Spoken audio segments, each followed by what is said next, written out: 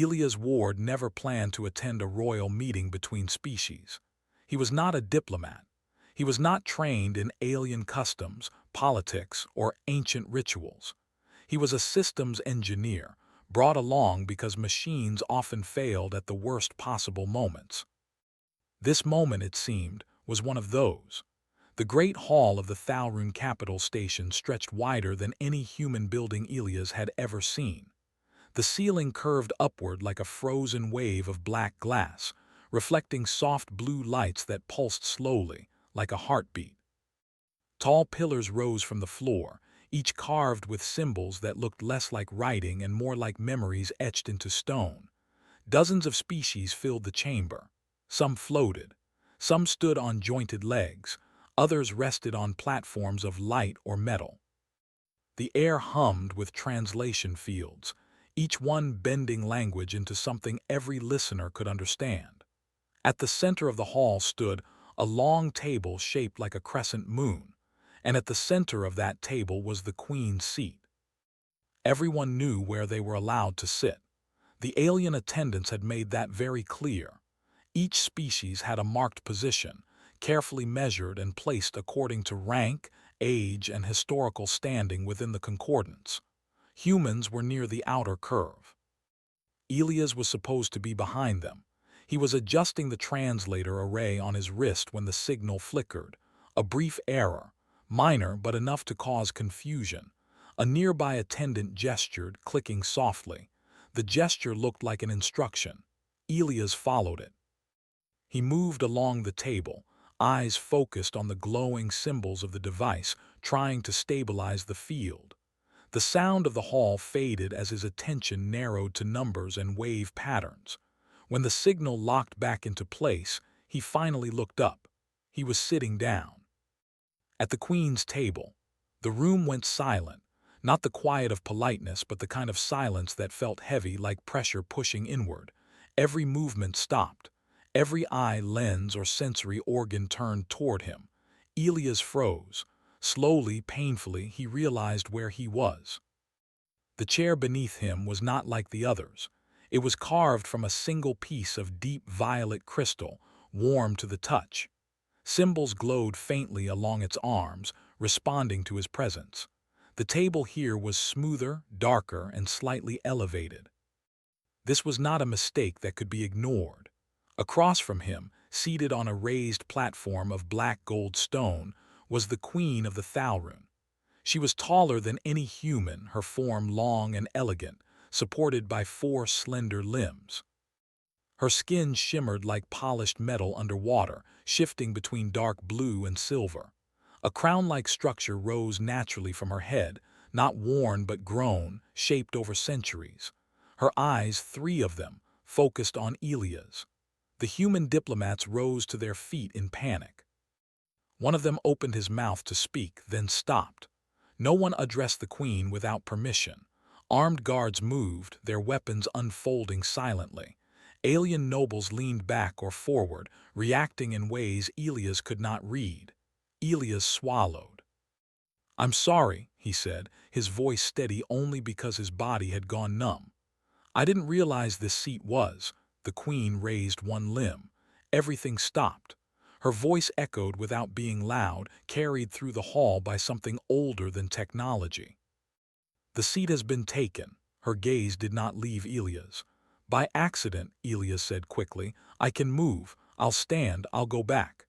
He made a small motion, trying to rise. The chair did not let him. A soft pulse of light ran through the crystal, locking into place.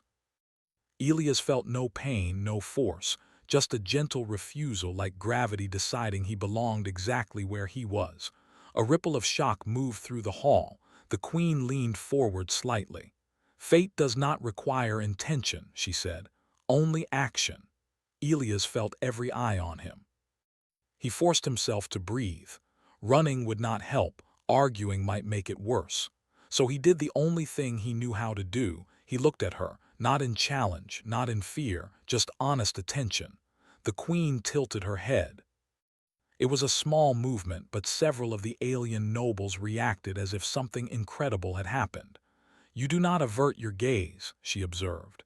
Elias shrugged, a little stiffly. Where I'm from, it's polite to look at someone when they speak. A few gasps sounded across the chamber. The human delegation looked ready to faint. The queen studied him for a long moment. Your name, she said. Elias Ward, he replied. Human, engineer. An unmarked role, the queen said. No title, no lineage claim. That's right. Yet you sit where even kings have refused to stand. The queen straightened. Her voice carried farther now. By the old law, she announced, a being who takes the queen's table and is not destroyed by fear is offered a choice. The lights in the hall dimmed. The choice of claim. A murmur spread like a storm. Elias felt his stomach drop. I don't know what that means, he said carefully. It means, the queen replied, that you may be declared a voice beyond your species. The translators hesitated, then settled on the phrase. Human advisors whispered urgently among themselves. Other species reacted with alarm, curiosity, or anger. Elias shook his head. With respect, Your Majesty, I didn't come here to represent humanity. The queen's eyes narrowed, not in anger but interest. And yet, she said, you already do, she rose. The queen's movement was slow and deliberate, and the hall seemed to bend around her presence. Guards lowered their weapons, kneeling. Nobles bowed. Even the floating species adjusted their height in submission. Only Elias remained seated, not by choice. The queen descended from her platform and approached the table. Each step echoed softly, not with sound but with meaning. When she reached him, she stopped close enough that Elias could see fine patterns along her skin, like scars made of light. You fear the claim, she said. I fear what I don't understand, Elias replied. That's normal for humans. Tell me, she asked, why did you not flee when you realized your error? Elias thought for a moment. Because running wouldn't undo it, and because sitting here already changed something. I wanted to know what. The queen was silent. Then softly she said, curiosity instead of obedience, reason instead of instinct. She turned to the assembly. The human remains. A sharp intake of breath swept the hall. I invoke the right of observation, the queen continued. The claim will be considered. The words echoed, heavy and final.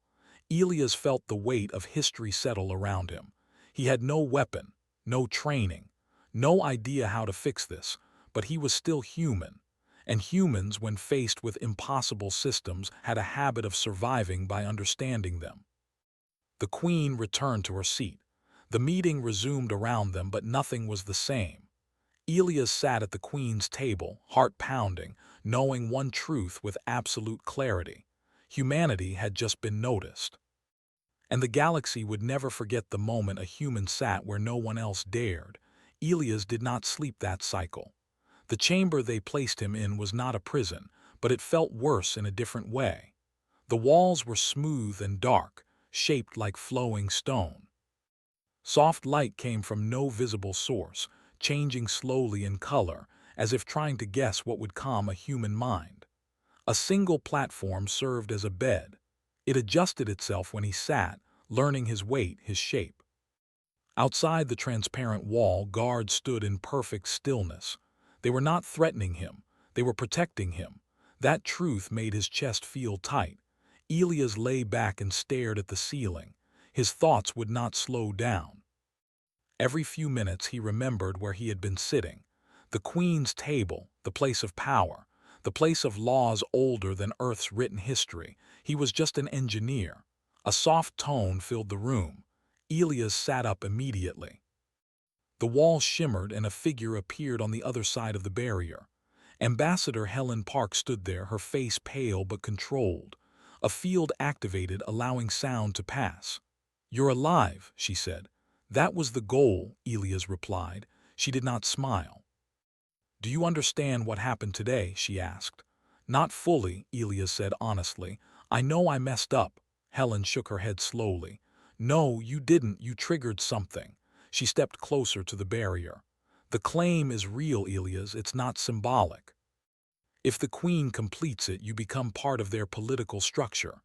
I don't want that, Elias said. I know, Helen replied. But this isn't about what you want anymore. That hit harder than anything else so far. She explained what little they knew.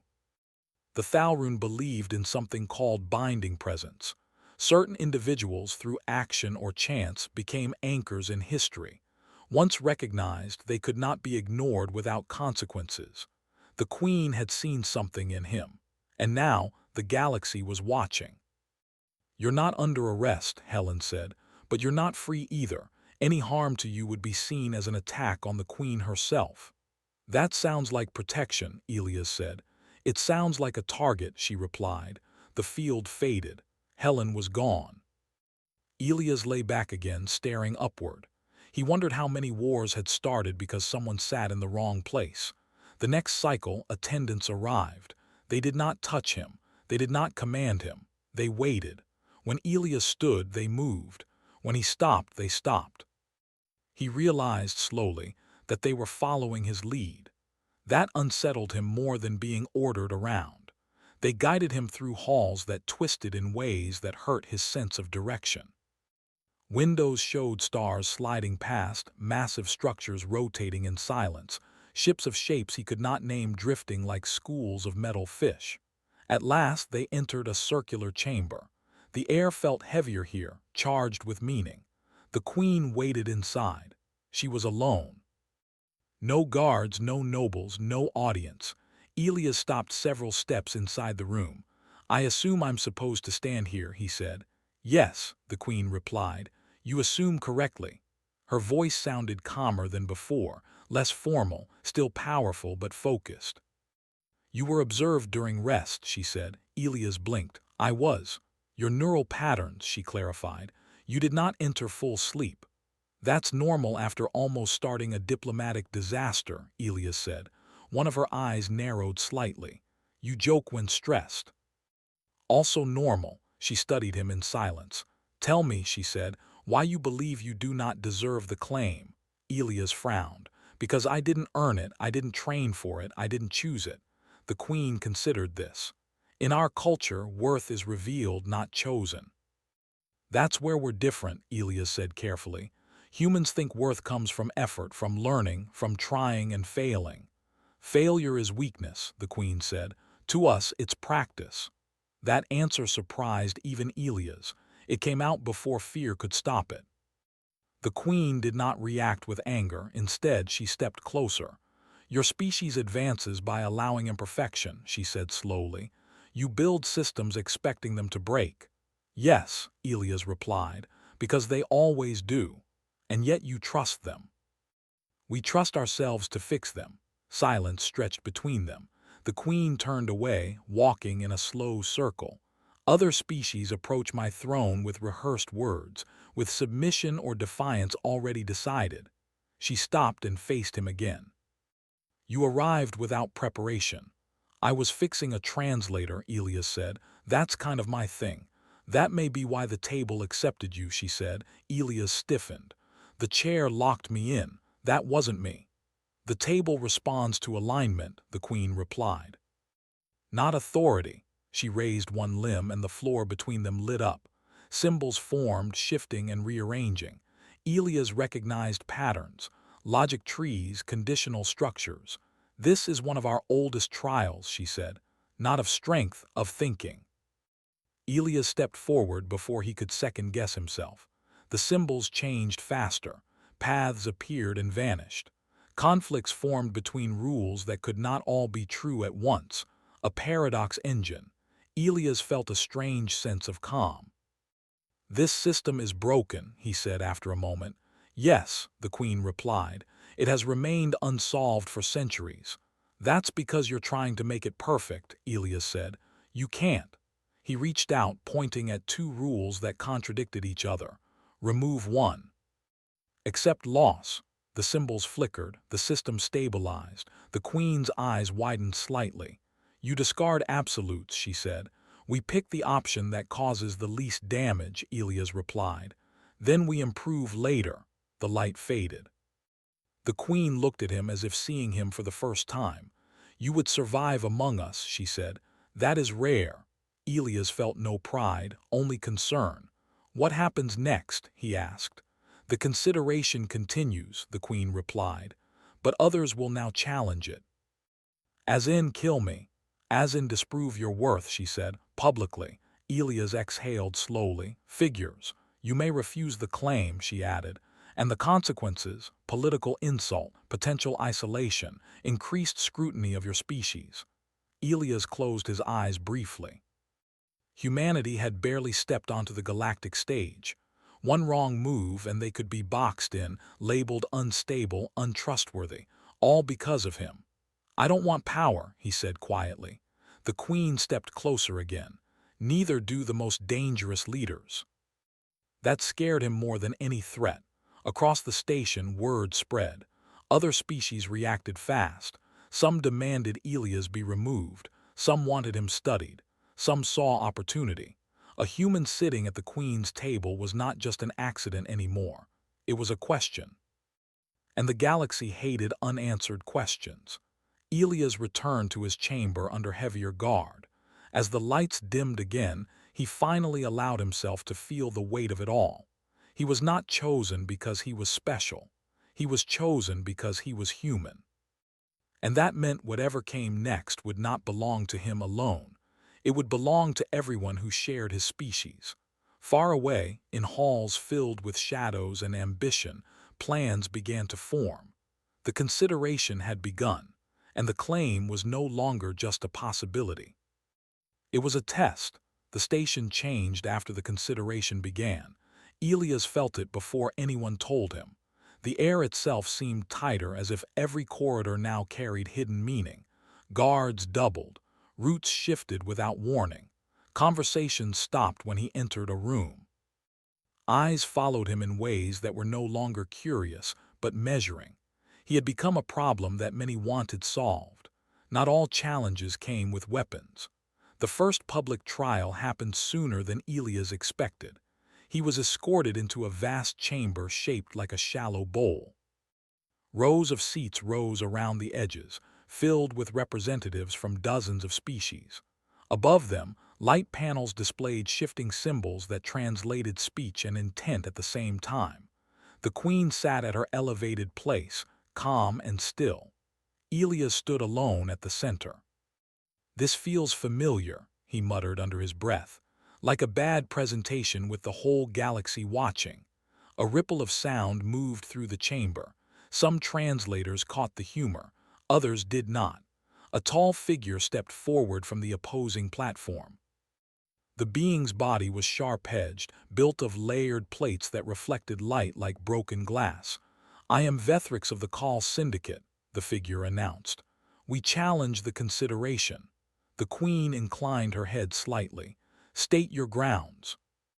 "The human is unstable," Vethrix said. "Untrained. His species lacks unity.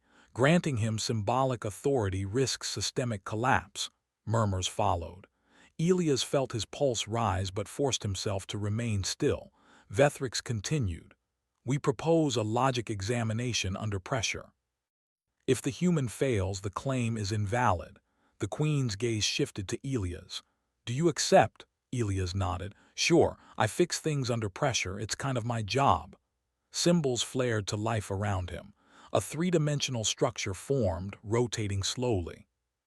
Streams of data flowed through it, branching and colliding. A live system. Elias recognized the pattern immediately. This was not a puzzle. It was a simulation of a multi-species supply network, trade, energy, life support, migration routes, all interconnected. And deliberately flawed. "Stability failure in progress," an automated voice announced. The system began to collapse in layers. If Elias focused on one problem, three more appeared elsewhere. This was not meant to be solved. It was meant to overwhelm. Elias closed his eyes for half a second. "Okay," he whispered, "let's triage." He stopped trying to save everything. Instead, he identified critical nodes. Life support first. Then communication. Trade could fail, prestige could fail, pride could fail, people could not. He rerouted resources, accepting losses. Systems screamed warnings. Some networks shut down entirely, but the core stabilized. The chamber went quiet. The simulation froze. Result, the system announced. Partial collapse, survivability maintained. Vethric stiffened. He allowed failure. Yes, Elias said, opening his eyes, because total success wasn't possible. Anyone who says otherwise is lying. The Queen spoke. The human preserved life over structure. That is inefficient, Vethric snapped. It is human, Elias replied calmly. A long pause followed. The challenge is noted, the Queen said, and denied. Vethrix withdrew, anger radiating from every sharp edge. Elias exhaled slowly. That was only the first challenge. They came in many forms. One species tested his memory, flooding him with symbols and histories. Elias admitted what he did not know and focused on patterns instead of details. Another tested emotional control, trying to provoke fear or anger. Elias failed that one partially, his voice shook, but he did not break. Some challenges were not tests at all. They were traps. A delegation accused him of manipulating the Queen. Another implied humans planned to dominate trade routes through soft power. Rumors spread faster than facts. Human diplomats worked constantly to counter them, but Elias could see the strain. One wrong answer could paint humanity as dangerous. The Queen watched everything. She did not intervene often. When she did, it was with a single sentence that ended entire debates. "You carry weight poorly," she told Elias privately after one long session. "I never trained for it," he replied. "You adapt," she said. "That is training." As days passed, the challenges grew sharper. Then came the legal attack. An ancient clause was invoked by a coalition of minor powers. According to their interpretation, a claimed individual could be neutralized if proven to be a destabilizing anomaly. Neutralized was a polite word. The chamber was filled again, tension thick. Elias listened as arguments flew over his head, translated into careful language that still carried threat. He felt very small. Finally, the Queen spoke. "The human will respond." All eyes turned to him. Elias stepped forward slowly. "I won't pretend I understand all your laws," he said, "but I understand systems." He gestured around the chamber. "This galaxy is stable because it balances power, fear, and cooperation. You're afraid of me not because I'm strong, but because I'm different." Silence followed. "Humans don't last because we're perfect," Elias continued. "We last because we notice when things are breaking and fix them before it's too late, sometimes badly, sometimes late, but we try." He looked directly at the coalition representatives. "If I'm an anomaly, it's because your system never planned for someone who doesn't want control." A murmur spread. "You fear that," he said softly, "because if I don't want power, then your rules don't know what to do with me." The Queen rose. "The anomaly is noted," she said, "and protected." The legal attack failed, but the danger did not end. Intelligence reports reached the human delegation. Certain factions were no longer interested in debate. They wanted Elias gone, quietly. A transfer corridor malfunctioned during his next movement. Lights failed. Guards reacted instantly. A drone slipped through the darkness, silent and fast. Elias did not see it. He only felt a sudden shove as one of the Queen's guards knocked him aside. The drone struck the wall and exploded in a burst of light and heat. No gore. No blood, just shock. Alarms blared. The attempt failed. The reaction did not. The Queen's presence filled the station like a storm. "This," she declared across every channel, "is an act against the Crown." Fleets shifted positions. Treaties were re-examined. Lines were drawn. Humanity did not respond with threats. They responded with proof. Human analysts released data showing the attack's origin. Human engineers traced signal paths others had missed. Human diplomats presented it calmly, without accusation, only evidence. The guilty faction denied it. Until they couldn't, the galaxy watched as humans dismantled lies with patience and precision. Elias sat in his chamber afterward, hands shaking. He had nearly died, not because he was powerful, but because he mattered. The Queen visited him that cycle. "You remain," she said. Barely, Elias replied. You could withdraw, she said, end the consideration. And what happens then? Uncertainty, she replied, for your species. Elias looked at his hands. I don't want to be a symbol, he said. You already are, the queen answered. He met her gaze. Then let me be an honest one. She studied him for a long moment. You will stand again, she said. One final time. Elias nodded. Outside, the galaxy leaned closer. The test was no longer about whether Elias Ward deserved the claim. It was about whether humanity itself was ready to be seen, and whether the galaxy was ready for a species that refused to rule, but refused to kneel.